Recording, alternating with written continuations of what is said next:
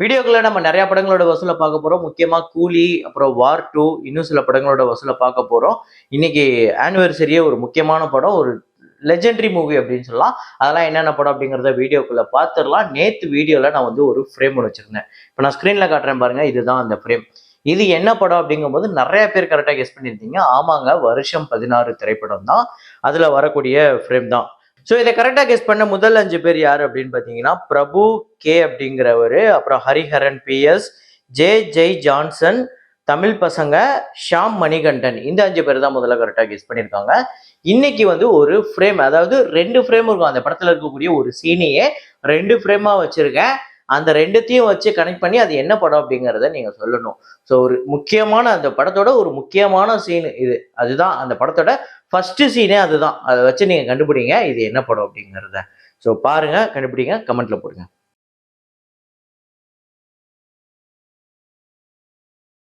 சையாரா திரைப்படத்தோட 35வது நாள் வசூல் இந்தியாவில் 34 லட்சம், உலகம் முழுக்க 44 லட்சம். டோட்டலா 393 கோடியே 38 லட்சம். இந்தியாலையும் 544 கோடியே 18 லட்சம் உலகம் முழுக்க வசூல் பண்ணியிருக்கு. 60 கோடி பட்ஜெட்.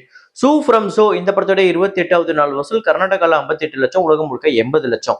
டோட்டலா 87 கோடியே 95 லட்சம் கர்நாடகாலையும், 108 கோடியே 53 லட்சம் உலகம் முழுக்க. 5 கோடி பட்ஜெட் இந்த படத்துக்கு. மகாவதார் நரசிம்மா இந்த படத்தோட 28வது நாள் வசூல் இந்தியாவில் 1 கோடியே 85 லட்சம், உலகம் முழுக்க 2 கோடியே 10 லட்சம். இந்தியா முழுக்க 256 கோடியே 26 லட்சம், உலகம் முழுக்க 281 கோடியே 22 லட்சம் இந்த படம் வந்து வசூல் பண்ணியிருக்கு. 20 கோடி பட்ஜெட். அதாவது ஒரு மிகப்பெரிய பொருட்செலவுல மிகப்பெரிய அளவுல, அதாவது ஓப்பனிங்கா இருக்கட்டும், ஓப்பனிங் வீக்கெண்டா இருக்கட்டும், பெரிய கலெக்ஷன் எடுத்து கிட்டத்தட்ட ஒரு 1000 கோடி 1500 கோடி வசூல் எடுக்கும்ல, அந்த படங்களோட ஒரு 28வது நாள் வசூல் 30வது நாள் வசூல போய் பார்த்தீங்கன்னா எந்த அளவுக்கு கலெக்ட் பண்ணுமோ அதோட அதிகமாகவே இந்த படங்கள்லாம் கலெக்ட் பண்ணிட்டு இருக்கு. நான் சொல்றது மகாவதார் நரசிம்மா, சூ ஃப்ரம் ஷோலாம். ஸோ அந்த அளவுக்கு நல்லா போய்கிட்டு இருக்கு. சுமதி வளவு இந்த படத்தோட 21வது நாள் வசூல் கேரளால 13 லட்சம், உலகம் முழுக்க 14 லட்சம். டோட்டலா 21 கோடியே 93 லட்சம். இந்த படமும் வசூல் ரீதியா பெரிய ஹிட். அடுத்ததா இன்னைக்கு மெகா ஸ்டார் சிரஞ்சீவிக்கு வந்து பிறந்த நாள். ஸோ அவருக்கு பிறந்த நாள் வாழ்த்து சொல்ற விதமா நம்ம அவரோட ஒரு பயங்கர பிளாக் பஸ்டர் ஹிட்டான ஒரு படத்தோட வசூலை பார்த்துருவோம். ஆமாங்க, 2002ஆம் ஆண்டு வந்த இந்திரா அப்படிங்கிற படம் சிரஞ்சீவி கெரியர்ல இது ரொம்ப ரொம்ப முக்கியமான ஒரு படம், பெரிய வெற்றி படம். ஆந்திரால இந்த படம் 42 கோடி வந்து வசூல் பண்ணியிருக்கு. வேர்ல்டு வைடு 51 கோடி. இந்த படத்துக்கு பட்ஜெட் மட்டுமே 12 கோடி தான். 28 கோடிக்கு மேல ஷேர் வந்திருக்கு. 15 கோடி தியேட்டரிக்கல் ரைட்ஸ். வசூல் ரீதியா ஒரு மிகப்பெரிய வெற்றி படமா அமைஞ்சது இந்திரா திரைப்படம். ஸோ உங்க எத்தனை பேருக்கு இந்த படம் ஃபேவரட் அப்படிங்கறத கமெண்ட்ல போடுங்க. அப்புறம் வார் 2 திரைப்படத்தோட டே 8 தமிழ்நாட்டில் வந்து 23 லட்சம், ஆந்திரா தெலுங்கானால 1 கோடியே 10 லட்சம், கர்நாடகாவில் 39 லட்சம், கேரளால 5 லட்சம், ரெஸ்ட் ஆஃப் இந்தியாவில் 4 கோடி, ஓவர்சீஸ்ல 1 கோடியே 10 லட்சம், 6 கோடியே 87 லட்சம் இந்த படம் வந்து வசூல் பண்ணியிருக்கு. நேற்று ஒரு பெரிய டிராப் இருக்கு. நான் சொல்றது ரெஸ்ட் ஆஃப் இந்தியாலே பெரிய லெவலில் டிராப் இருக்கு. ஸோ டோட்டலா தமிழ்நாட்டில் இந்த படம் 5 கோடியே 63 லட்சம், ஆந்திரா தெலுங்கானால 60 கோடியே 87 லட்சம், கர்நாடகாவில் 17 கோடியே 4 லட்சம், கேரளால 2 கோடியே 6 லட்சம், ரெஸ்ட் ஆஃப் இந்தியாவில் 161 கோடியே 36 லட்சம், ஓவர்சீஸ்ல 69 கோடியே 70 லட்சம், உலகம் முழுக்க இந்த படம் 316 கோடியே 66 லட்சம் இந்த படம் உலகம் முழுக்க வசூல் பண்ணியிருக்கு. இந்த படத்தோட பட்ஜெட் 400 கோடி. ஸோ என்ன ஒரு விஷயம்னா, இப்போ நான் நோட் பண்ணும்போது இந்த படம் 9 நாள் ஓவர்சீஸ் கலெக்ஷன் கிட்டத்தட்ட 70 கோடி. ஆனா கூலி திரைப்படத்தோட டே 1 கலெக்ஷன் இதோட அதிகம். இதை எதுக்கு சொல்றேன் அப்படின்னா, இந்த 2 படத்தோட இது வந்து ரொம்ப முக்கியமான படம், இது பெரிய படம், இது பெரிய ரெக்கார்ட் பண்ணிடுச்சுங்கிறதுக்காக இல்ல. இங்கேயே நிறைய பேர் என்ன சொன்னாங்க அப்படின்னா, கூலி படம் வார் 2 வர்றதுனால கூலி திரைப்படத்துக்கு ஒரு மிகப்பெரிய பாதிப்பு அப்படின்னு சொன்னாங்க. முக்கியமா ஓவர்சீஸ்ல தான் அது பெரிய பாதிப்பு அப்படின்னு சொல்லியிருந்தாங்க. ஆனா இதை பார்க்கும்போது அப்படி தெரியலங்கிறத உங்களுக்கு ப்ரூவ் பண்றதுக்காக தான் அதை சொன்னேன். ஸோ கூலி திரைப்படத்தோட டே 8 கலெக்ஷன் ஒவ்வொரு ஸ்டேட்ல எப்படி கலெக்ட் பண்ணிருக்கு அப்படின்னு பார்த்தீங்கன்னா, தமிழ்நாட்டில் 4 கோடியே 21 லட்சம், ஆந்திரா தெலுங்கானால 1 கோடியே 85 லட்சம், கர்நாடகாவில் 1 கோடியே 25 லட்சம், கேரளால 44 லட்சம், ரெஸ்ட் ஆஃப் இந்தியாவில் 1 கோடியே 25 லட்சம், ஓவர்சீஸ்ல 2 கோடியே 25 லட்சம், உலகம் முழுக்க 11 கோடியே 25 லட்சம் இந்த படம் வந்து வசூல் பண்ணியிருக்கு. நேற்று 8வது நாள். தமிழ்நாடு முதற்கொண்டு எல்லா இடத்துலையுமே டிராப் ஆயிருக்கு. நம்ம முன்னாடியே சொன்ன மாதிரி தான். அதாவது இந்த வீக் டேஸ்ல ஃபேமிலி ஆடியன்ஸ் ரொம்ப முக்கியமான டார்கெட்டு. அவங்களுக்கு யுஏஓ இல்ல யூ சான்றிதழ் இருக்கிற படம் தான் அவங்களுக்கு தகுந்த படம். ஏ சர்டிபிகேட் குழந்தைங்களோட கூட்டு வர மாட்டாங்க.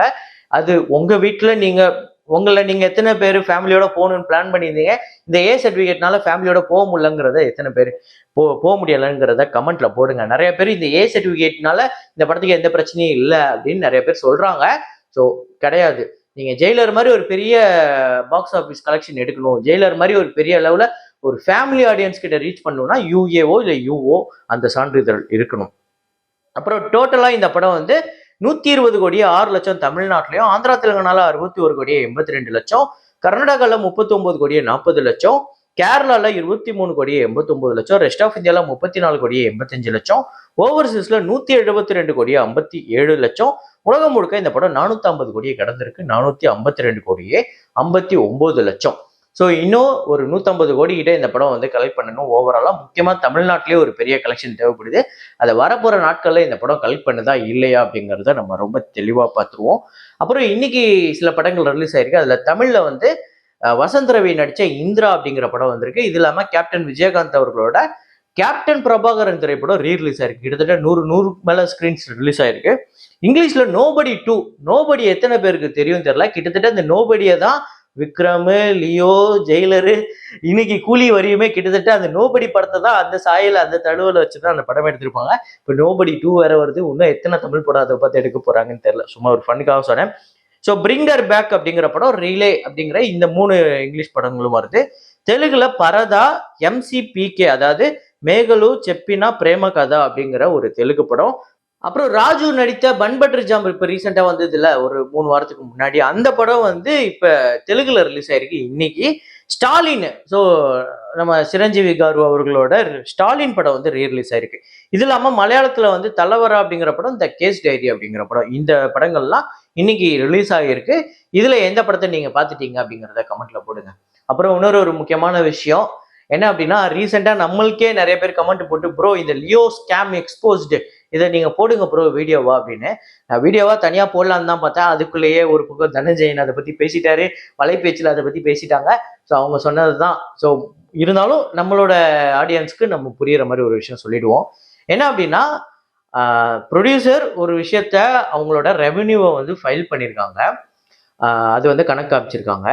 அது ரெவென்யூ, அது வந்து கிராஸ் கலெக்ஷன் கிடையாது. அதாவது ஒரு படத்துக்கு வசூல் அப்படிங்கிறது நம்மளே இப்போ ஒவ்வொரு படத்துக்கும் எவ்வளோ வசூல் அப்படிங்கிறது போட்டுட்டு ஷேர் டீட்டெயில்ஸ்னு ஒன்று போடுறோம். அது வந்து என்டர்டைன்மெண்ட் டேக்ஸு, தேட்ரு ஷேரு, அது இதுன்னு நிறைய எக்கச்சக்கமாக என்னென்னமோ போயிட்டு ரொம்ப கம்மியான அமௌண்ட் தான் வரும். இப்போ உதாரணத்துக்கு ஒரு படத்துக்கு 100 கோடி வசூல் ஆகுது அப்படின்னா, ஒவ்வொரு படத்தோட அந்த டேர்ம்ஸ் அண்ட் கண்டிஷனுக்கு ஏற்ற மாதிரி ஒரு படம் வந்து 45 கோடி கிட்ட தான் டிஸ்ட்ரிபியூட்டருக்கோ ப்ரொடியூசருக்கோ ஷேர் வரும். ஒரு படத்துக்கு வந்து 54, 55, 60 கோடி கிட்ட எல்லாம் ஷேர் வரும்.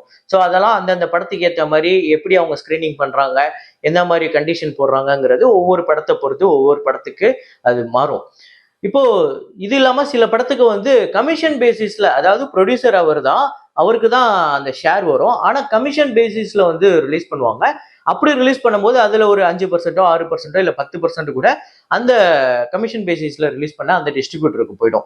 ஸோ அப்படிங்கும்போது இன்னும் கம்மியா தான் வரும். அப்படி பார்க்கும்போது இது நீங்க வந்து digital rights, audio rights, dubbing rights, அப்புறம் இது இல்லாம டிவி ரைட்ஸ், அதாவது சேட்டலைட் ரைட்ஸ், அப்புறம் தேட்ரிக்கலா கொடுத்ததுல ஷேர் வந்ததோ இல்ல டிஸ்ட்ரிபியூட்டர் ரைட்ஸோ, இது எல்லாத்தையுமே வித்திருப்பாங்களா, இது எல்லாத்தையும் சேர்த்து அந்த ப்ரொடியூசருக்கு ஒரு 404 கோடி வந்ததா அவர் கணக்கு அமைச்சிருக்காரு.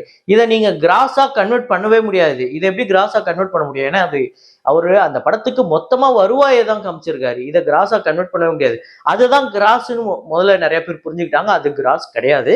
இது தெரியாம சில பேர் ஃபேன்ஸ் இதை பண்றாங்க. ஓகே, அவங்களுக்கு அந்த புரிதல் இல்லை. அவங்க அது புரிஞ்சுக்கணும்னு அவசியம் இல்லை. உங்க தலைவர் படம் 400 கோடி தாண்டா வசூலா இருக்கு, உங்க தலைவர் படம் 300 கோடி தாண்டா வசூலா இருக்குன்னு ஜெயிலருக்கு ஒண்ணு எடுத்து போடுறாங்க. ஸோ அப்படிங்கும்போது இது வெறும் லியோக்காக நான் பேச வரல. லியோ, ஜெயிலர், இல்ல இதுக்கப்புறம் ஏதாவது ஒரு படத்துக்கு இப்படி வந்தா கூட அது எல்லாத்துக்கும் சேர்த்து தான் பேச வரேன். இப்போ இது ஒரு ஃபேன்ஸ்குள்ள நடக்கிற சண்டைங்க ஒரு வரையும் ஓகே. ஆனா ஒரு மெயின் ஸ்ட்ரீம் மீடியாவே இதை கொஞ்சம் கூட ஆராயாம இது ரெவென்யூவா கிராஸான்னு கூட தெரியாம நெட்டிசன்கள் இப்படி இது சொல்றாங்க. இப்படி இந்த படத்துக்கு வந்து லியோ ஸ்கேம்னு சொல்லிட்டு ஒரு நியூஸ்ன்னு சொல்லிட்டு எடுத்து போடுறாங்க. இவங்க எல்லாம் என்ன சொல்றது? ஸோ நீங்க சொல்லுங்க, இந்த மாதிரி மெயின் ஸ்ட்ரீம் மீடியாவே இதை பத்தி இப்படி ஒரு விஷயமே புரியாம இப்படி ஒரு தப்பான தகவல் இல்ல சோசியல் மீடியால வெறும் பரப்புறதுக்காகவே அதை எடுத்து போடுறாங்களா, அதை பத்தி என்ன நினைக்கிறீங்க அப்படிங்கறத போடுங்க. So finally Leo scam, Jailer ஸ்கேமுங்கிறதுலாம் மேபி ஃபேன்ஸ் ஃபைட்டா இருக்கலாம். உள்ள போய் ரியாலிட்டியை பார்க்கும்போது அது வந்து அவங்களுக்கு வந்த ரெவென்யூ, அது கிராஸ் கிடையாது. ஸோ அதை சொல்லிக்கிறேன். இன்னைக்கு இன்னொரு முக்கியமான ஒரு படத்தை பத்தி பார்க்க போறோம். 67 இயர்ஸ் ஆஃப் நாடோடி மன்னன். ஆமாங்க, நாடோடி மன்னன் 1958ஆம் ஆண்டு ரிலீஸ் ஆகி, ஸோ இந்த படம் டெக்னிக்கலாவும் பிரில்லியன்ட்டா இருக்கும். இந்த படமும் மேக்கிங், ஸ்கிரீன் பிளே எல்லாமே அவ்ளோ சூப்பரா இருக்கும். இத நான் இதுக்கு முன்னாடியே சொல்லியிருக்கேன். இருந்தாலும் ஒவ்வொரு வாட்டியும் இந்த படத்த பத்தி பேசும்போது நான் சொல்லுவேன். ஏன்னா இது எனக்கு ரொம்ப என்னைய ரொம்ப ஆச்சரியப்படுத்தின ஒரு விஷயம். இப்ப வழக்கமா ஒரு படத்துக்கு நான் சொல்றது இப்போ கிரீன் மேட் இருக்கு. நெறைய டெக்னாலஜி நெறைய வந்திருக்கு. நானே டபுள் ஆக்ஷன்லாம் பண்ணுவேன்னு வையுங்களேன். ஆனா 1958 காலகட்டத்தில டபுள் ஆக்ஷன் காட்டணும் அப்டின்னா, எப்படி காமிச்சிருப்பாங்க? அதுக்கு முன்னாடி நடிச்ச பி.யு. சின்னப்பா அவர்களோட ஒரு படம் இருக்கு.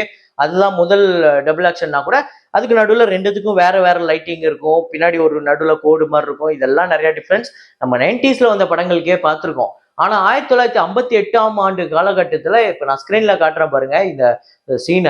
இத பாருங்க ஒரு சீனு எம்ஜிஆர் அப்படியே ஒரு எம்ஜிஆர் உட்கார்ந்திருக்காரு. அதுல எங்கேயும் கோடுலாம் எங்கேயும் போடவே முடியாது. ஏன்னா, அவர் கையையும் கொண்டு போய் அங்க வைக்கிறாரு. மூவ்மெண்ட்டும் இருக்கு. ஆட்கள் மூவ்மெண்ட் இருக்கு. ஸோ இத பார்க்கும்போது எனக்கு வந்து, "அப்பா எம்ஜிஆர் இவ்ளோ டெக்னிக்கலா இவ்ளோ பிரில்லியன்ட்" அப்படின்னு தோணுச்சு. ஸோ இந்த படம் வசூல் ரீதியா ஒரு பெரிய ஹிட்டு. இந்த படம் பட்ஜெட் 17,00,000 உலகம் முழுக்க 1,15,00,000 கிட்ட இந்த படம் வந்து வசூல் பண்ணியிருக்கு. அந்த வருஷத்தோட ஹையஸ்ட் தமிழ் ஃபிலிம் கிராசர் அப்படின்னே சொல்லலாம். ஷேர் மட்டுமே 60,00,000 கிட்ட வந்து வசூல் ரீதியா ஒரு மிகப்பெரிய வெற்றி படம். அது மட்டும் இல்லாம இந்த படத்த பத்தி பேசுறதுக்கு எக்கச்சக்கமான விஷயங்கள் இருக்கு. பாதி படம் வந்து பிளாக் அண்ட் ஒயிட்லயும், பாதி படம் அந்த கேவா கலர்ன்னு சொல்லுவாங்க. அந்த கலர்லயும் இந்த படத்த எடுத்திருப்பாங்க. இந்த படம் தான் எம்ஜிஆர் அவர்கள் முதல் முதலா இயக்கிய திரைப்படம். எம்ஜிஆரே இயக்கி, அவரே டபுள் ரோல்ல நடிச்சு, உண்மையிலேயே இந்த படம் அவ்ளோ சூப்பரா இருக்கும். உங்க எத்தன பேருக்கு ஃபேவரைட் அப்படிங்கிறத கமெண்ட்ல போடுங்க. இதே மாரி ஒரு வீடியோல, இதே மாரி கலெக்ஷன் ரிப்போர்ட்ல மீண்டும் நான் உங்கள சந்திக்கிறேன். Signing off Rahman.